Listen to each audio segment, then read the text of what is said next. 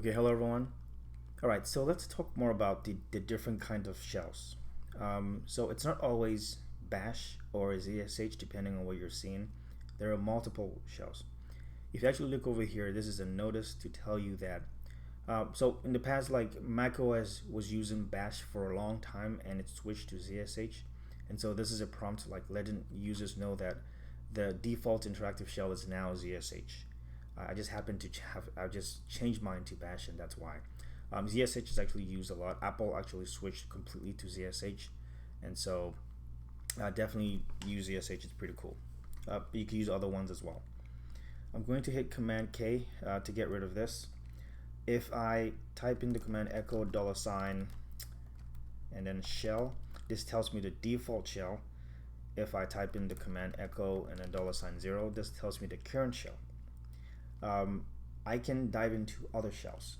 So for example, I can go into ZSH, and all I do is just type in the name of the shell, so ZSH, and I hit enter.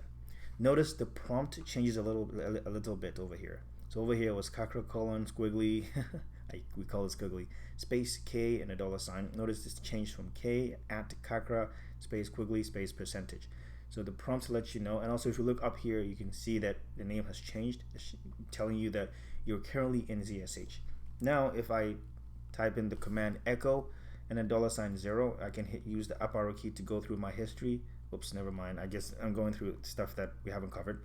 I'm going to type in echo $0 to tell me the current shell, and notice it's now telling me that the current shell is ZSH. I'm in ZSH right now. So I was in bash, and now I've jumped from bash to ZSH. So I have basically created a shell inside a shell. I was in bash, now I'm in ZSH. Now ZSH is inside of bash. Now from ZSH I can even jump into another shell. So I can type in another shell, for example, which is CSH for C shell. These names have some funny humor to it. So C shell or CSH, and then hit enter, and notice the prompt has changed completely. So I'm inside another shell. So I was in bash, I'm now in ZSH, and I'm now in CSH. I can keep going. I can nest multiple shells. There's another shell.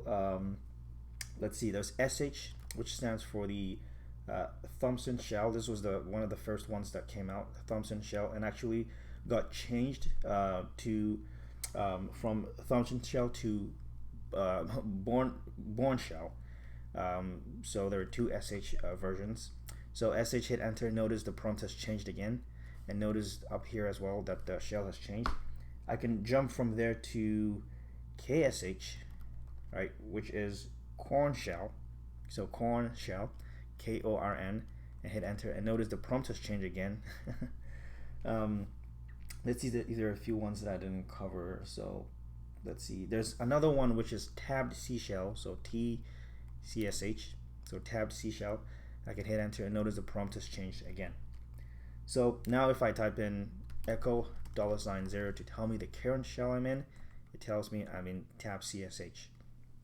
They are just shells, and they all kind of look and work differently a little bit, but most of the commands are the same.